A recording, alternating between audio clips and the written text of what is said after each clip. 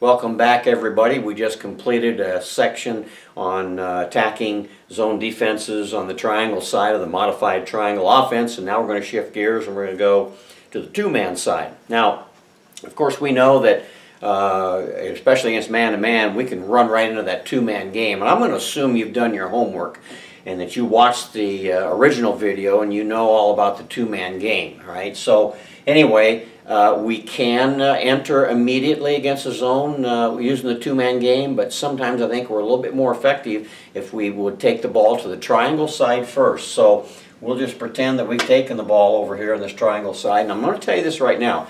You know that when we did the triangle section in the last video, we worked hard to try to create a number situation over here, but there are still going to be times when number one's going to get over here and make that coverage, and that leaves them not at a numerical disadvantage as we found them in the that earlier video. All right, so now we're taking a look at coming back to the two-man side. So the ball gets reversed here. We're now into two-man. Of course, the first thing that happens when we go two-man or call it out is the rover goes to the edge of the lane.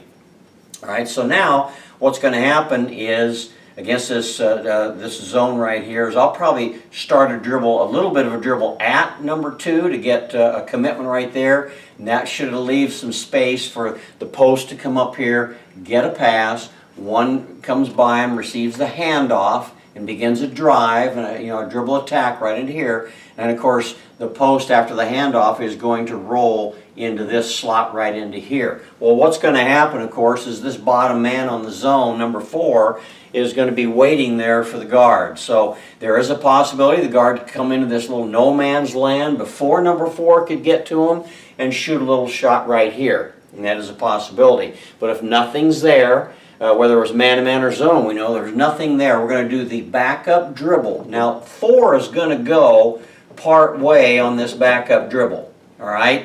And again, once the rover sees that we don't really have anything going here, and again, zones probably could come a little early anyway, so the rover is coming over, and what happens is as we start this little bit of backup dribble and the rover comes over, and again, the post is sliding into here, which will probably get some the attention of number 5 right there. What happens now is that we can throw the ball down here to the rover, and the rover has a shot, or maybe could start a little bit of a drive, and indeed, depending on who the rover draws defensive attention from, a 5 comes in there, post can slide into a spot for you can get a pass there. The center could come into this area, maybe as well, and if 5 stays with that guy and get a pass across into there.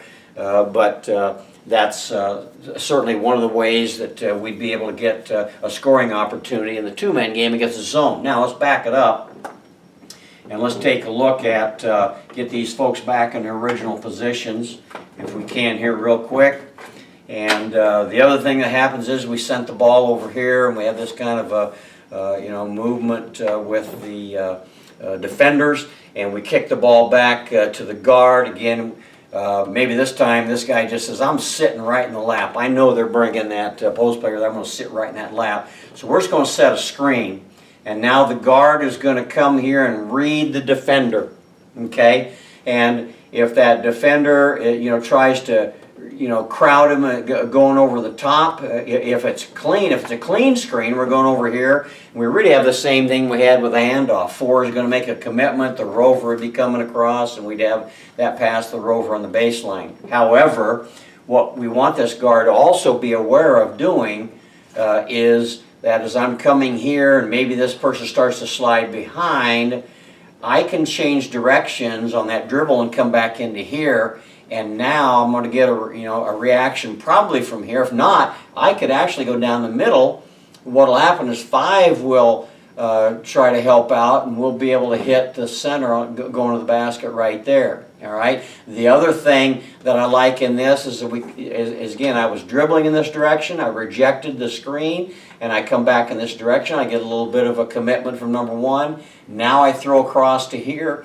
And again, you can look at the mismatch you got in numbers right here. So we call this a return pass, and that's a pretty good way to score. So again, the guard came in here, rejected the screen, changed directions, gets a commitment here, and then we pitch back over here.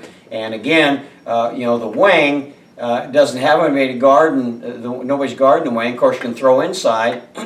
And again, against the zone, we can run the spread cut, but we can run an X cut. But if we do, typically we like to take an over-the-top route if we're going to do that. And we could fake with the center right there. And as you know, we have a fake and go. We can turn and go in this direction. Of course, the rover is going to be coming second. And we could drop a ball off in that situation as well. Now let me clarify something. I just want to make sure we understand this, that again, we bring the ball back out here, and we've had the screen set on the guard like that. I reject the screen, I come back in this direction, get a commitment from that guy, and I make the pass to the wing.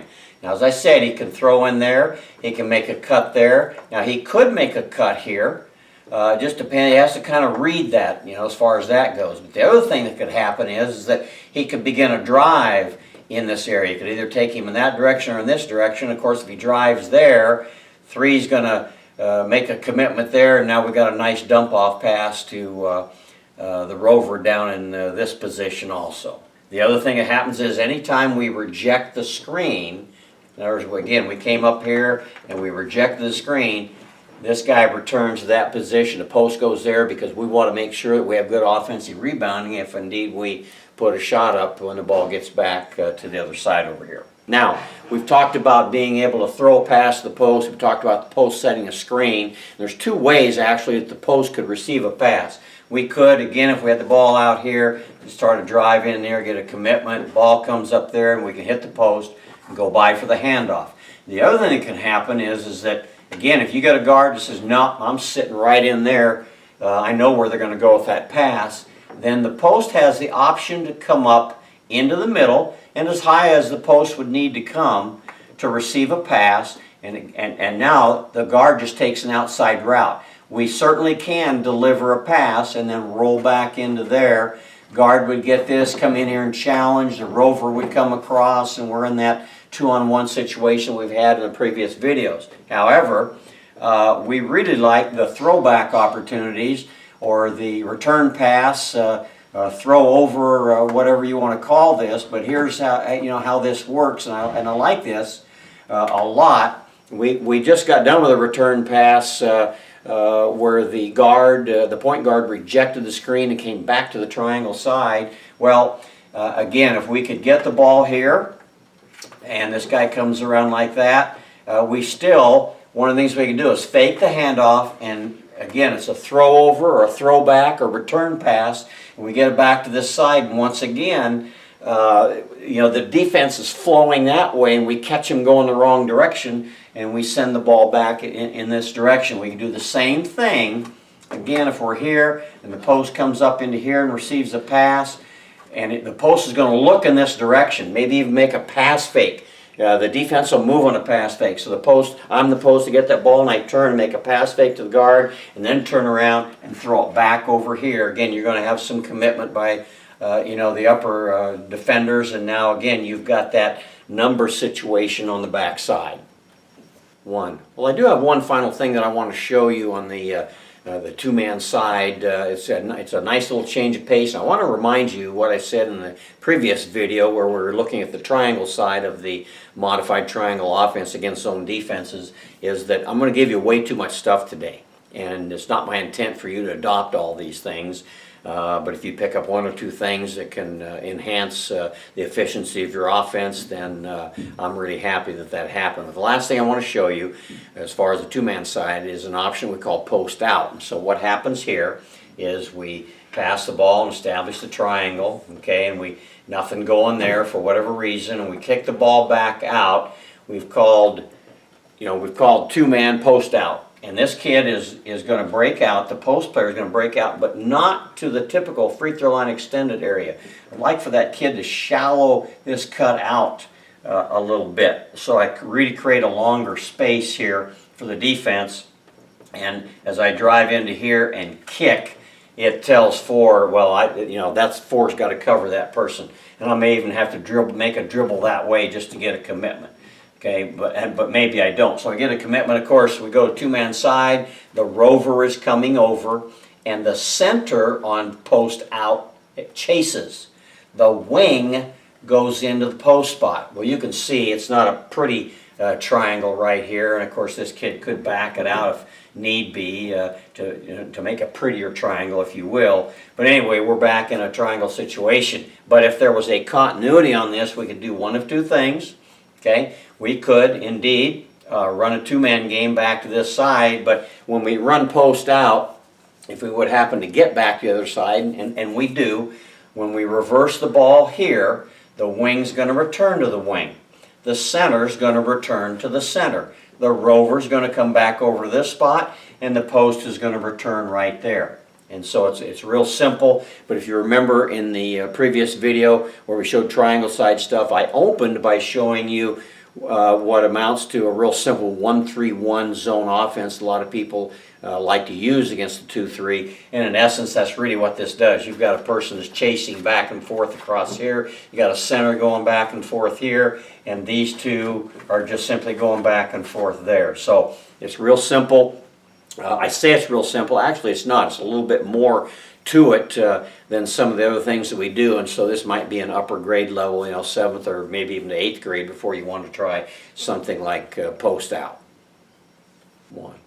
In conclusion, let me say this. I think it's important to do some things to support your half-court offense, and what I mean by that is that we don't want to place the entire burden on your half-court offense. As that's the only way that you can score. I think it's important that you make the skills of your players better so that you can run some fast break. You can get some fast break opportunities.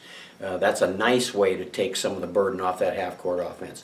I think it's important that you teach kids the value of offensive rebounding.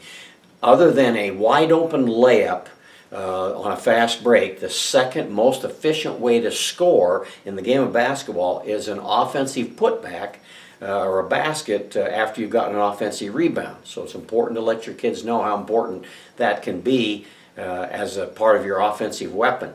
And what you'll find with a modified triangle offense is you always have people in good position to get offensive rebounds. I think the other thing that you can do is you can do it with your defense. We have a very good full court scramble defense that causes a lot of turnovers and results in some fast breaks and some easy scores. In fact, that'll be another video before too long. But again, I just think it's important that you make this more of a complete thing, and then you'll find that your half-court offense is going to run really well, and I think you'll have a lot of success. And until next time, this is Doug Schakel signing off. Don't like it.